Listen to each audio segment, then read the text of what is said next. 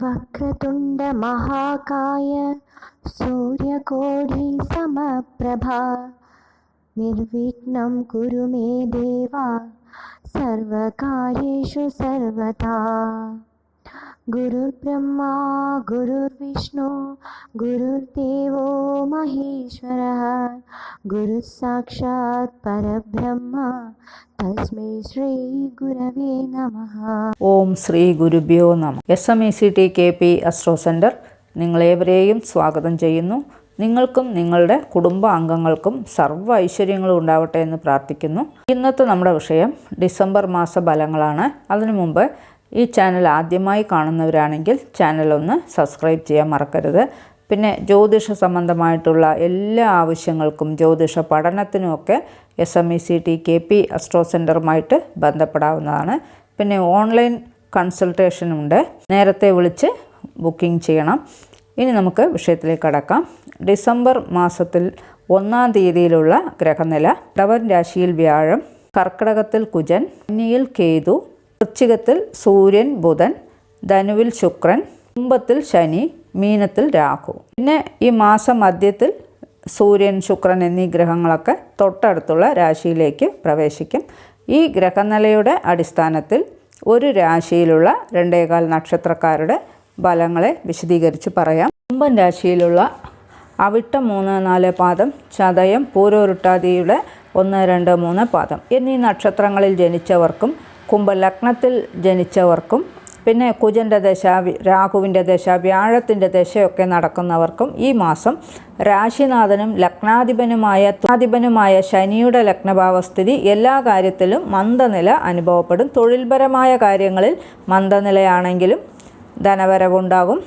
ഏതു കാര്യവും 1-2 വട്ടം ആലോചിച്ച് മാത്രമേ തീരുമാനങ്ങൾ എടുക്കാവൂ.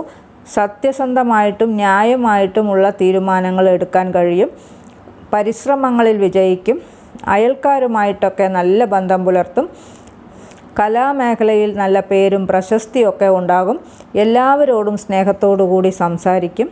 കമ്മ്യൂണിക്കേഷൻ മേഖലയിലൊക്കെ പ്രവർത്തിക്കുന്നവർക്ക് നല്ല പ്രശസ്തി ലഭിക്കും. എത്ര വലിയ പ്രതിസന്ധികളെയും നേരിടാൻ കഴിയും. യൂണിഫോം സർവീസിലൊക്കെ ഉള്ളവർക്ക് സമയം വളരെ അനുകൂലം തന്നെയാണ്. തൻ്റെ ജോലിയിൽ കഴിവ് തെളിയിക്കുവാനൊക്കെ കഴിയും. ഈ രാശി ലഗ്നത്തിലുള്ള വിവാഹപ്രായക്കാർക്ക് വിവാഹത്തിന് ചില തടസ്സങ്ങളും പ്രശ്നങ്ങളും അനുഭവിക്കേണ്ടതായിട്ട് വരും. ദമ്പതികൾ തമ്മിൽ അഭിപ്രായ വ്യത്യാസം ഉണ്ടാകും. വാക്കുതർക്കം വരാതിരിക്കാൻ പ്രത്യേകം ശ്രദ്ധിക്കണം. സുഖസൗകര്യങ്ങൾ വർദ്ധിപ്പിക്കാനായിട്ട് പണം ചെലവഴിക്കും. കൂട്ടുകാരുമൊത്ത് കൂടുതൽ സമയം ചെലവഴിക്കാൻ ഇഷ്ടപ്പെടും. മധുര പലഹാരങ്ങളോടൊക്കെ ഇഷ്ടം തോന്നിപ്പിക്കും. സന്തോഷമായ കാര്യങ്ങൾക്കായി ആഡംബര ചെലവുകൾ ചെയ്യേണ്ടി വരും.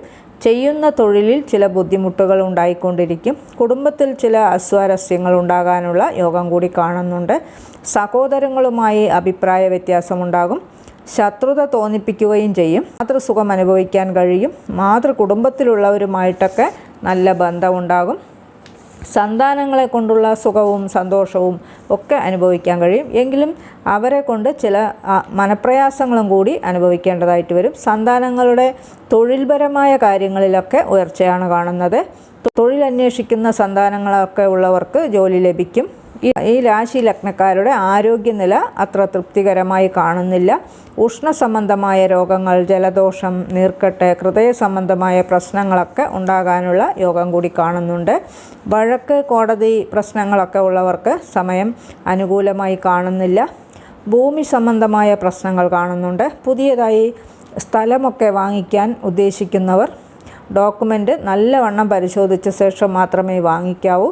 ഇല്ലെങ്കിൽ ഡോക്യുമെൻറ്റിൽ ചില പ്രശ്നങ്ങൾ ഉണ്ടാകാനുള്ള യോഗം കാണുന്നുണ്ട്. അതുമായി ബന്ധപ്പെട്ട് കോടതി വഴക്ക് പ്രശ്നങ്ങളൊക്കെ ഉണ്ടാകാനുള്ള യോഗമാണ് കാണുന്നത്. സമൂഹത്തിൽ അന്തസ്സിനെ ബാധിക്കുന്ന ചില കാര്യങ്ങളെ നേരിടേണ്ടതായിട്ട് വരും.